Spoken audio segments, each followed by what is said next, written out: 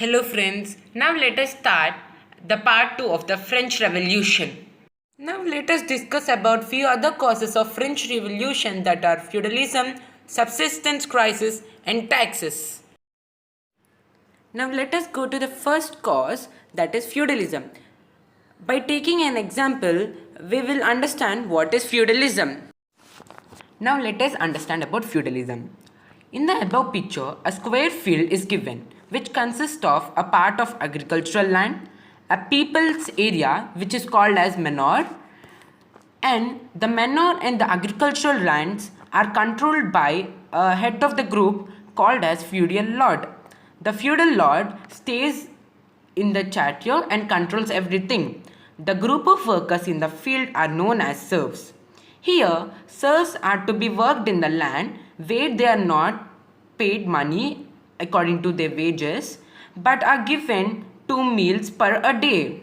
Whenever there is a war problem in the country, the feudal lord sends the laborers to the king to work as soldiers and to support the king. Now let us discuss about subsistence crisis. The population of France rose from about 23 million in 1715 to 28 million in 1789. Most workers were employed as laborers in workshops whose owner fixed their wages. But wages did not keep pace with the rises in prices. So the gap between the poor and rich widened. Things became worse whenever drought or hail reduced the harvest. This led to a subsistence crisis. Now let us describe about taxes. There were two types of taxes. First one, tithes. Second one, tithes. Tithe was a tax levied by the church comprising 1/10 of the agricultural produce. Tithe was the tax to be paid directly to the state. A number of indirect taxes were levied on articles of everyday consumption like salt, tobacco. The burden of financing activities of the state through taxes were borne by the third estate alone. Now, let us look about the causes of the outbreak of the revolt. There are three causes. Let us see what are those three causes. First one, Estates General Meeting, which was a failure. Second one, destruction of Bastille Fort, which is located in Paris. Third one, destruction of Manors and Chateau. Now let us understand the outbreak of the revolution. Louis XVI had to increase taxes for several reasons which we have learnt in the previous section. Rather, he had to call a meeting for the Estates Generals which will then pass his proposal for the new taxes. The Estates General was a political body to which the three estates sent their representatives. On 5th May 1789, Louis XVI called together an assembly of the Estates General to pass proposal for new taxes. A resplendent hall in the Versailles was prepared to host the delegates. The first and the second estate sent 300 representatives each, who were seated in rows facing each other on two sides, while the 600 members of the third estate had to stand at the back.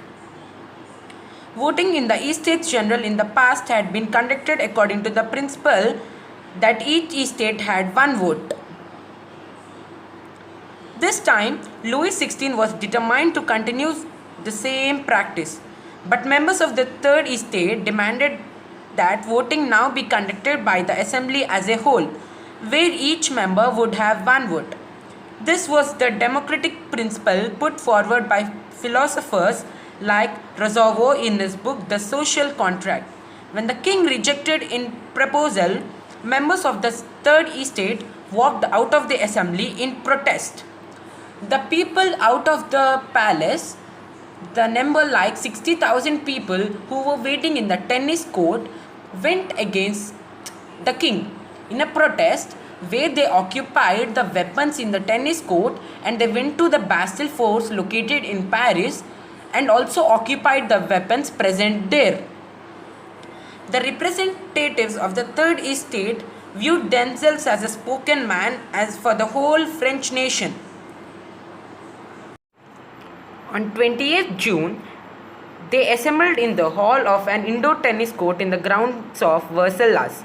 They declared themselves a national assembly and swore not to disperse till they had drafted a constitution for France that would limit the powers of the monarch. There were three active roles who were helping the third estate people to understand what a democratic country is. Let us look about them. The active roles were Rousseau, who wrote the book The Social Contract. The second person, John Locke, who wrote the book The Treats of the Government. Third person, Montesquieu, who wrote the book The Spirits of Law. Now let us discuss about the political system under the Constitution of 1791. France became a constitutional monarchy.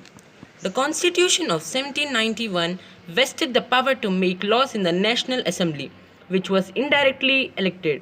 That is, citizens voted a group of electors who in turn chose the assembly. Not all citizens, however, had the right to vote. Only men about 25 years of age who paid taxes equal to at least 3 days of labor's wage were given the status of active citizens who entitled to vote. That is, they were entitled to vote. The remaining men and all women were classed as passive citizens. No writing votes. To qualify as an elector and then as a member of the assembly, a man had to belong to the highest bracket of taxpayers. The Constitution began with a declaration of rights of men and citizens. Rights such as right to life, freedom of speech, freedom of opinion, equality before law were established as natural and inalienable rights. That is, they belonged to each human being by birth and could not be taken away. It was the duty of the state to protect each citizen's natural rights. The majority of men and women in the 18th century could not read or write, so images and symbols were frequently used instead of printed words to communicate important ideas. Now let us see some of the reading political symbols. The first one is the broken chain. Chains were used to fetter slaves. A broken chain stands for the act of becoming free. The second one, the bundle of rods. One rod can be easily broken, but not an entire bundle. Strength lies in unity. The third one is the eye within a triangle radiating the light. The rays of the sun will drive away the clouds of ignorance. The fourth one is the snake biting its tail to form a ring, symbol of eternity. The fifth one is the red Phrygian cap, cap worn by a slave upcoming free. The sixth one is the blue, white, red, the national colors of France. The seventh one is the winged woman, personification of the law. The eighth one is the law tablet. The law is the same for all and all are equal before it.